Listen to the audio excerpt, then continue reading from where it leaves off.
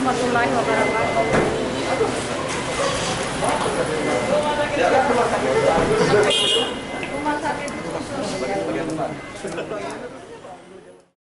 Menteri Kesehatan Budi Gunadi Sadikin Selasa siang 2 November melakukan peninjauan di RSUD Dadi Makassar. Dalam kunjungannya di RS Dadi ini meninjau ruang atau bangsal rumah sakit yang dihuni oleh pasien sakit jiwa.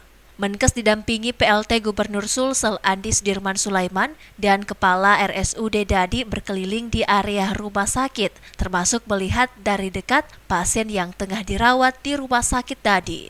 RS Dadi Makassar yang tengah dalam proses pembangunan karena direnovasi juga jadi perhatian Menkes dalam kunjungannya.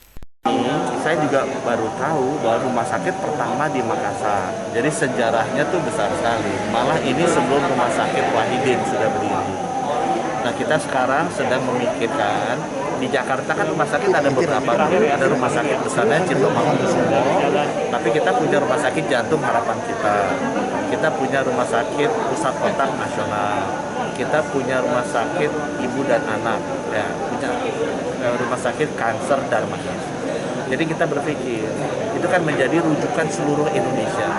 Kalau penyakit kankernya berat atau penyakit stroke-nya jantungnya berat, kita harus distribusikan itu supaya orang-orang di daerah timur bisa mendapatkan layanan yang sama dengan Jakarta. Selain mengunjungi RSUD Dadi Makassar, Menteri Kesehatan juga melanjutkan kunjungan kerjanya ke RS Wahidin Makassar. Hal ini untuk memastikan pelayanan di rumah sakit di Sulsel berjalan dengan baik dan sesuai dengan prosedur yang ada. Ilham Cepi, Fajar TV Fajar Radio melaporkan.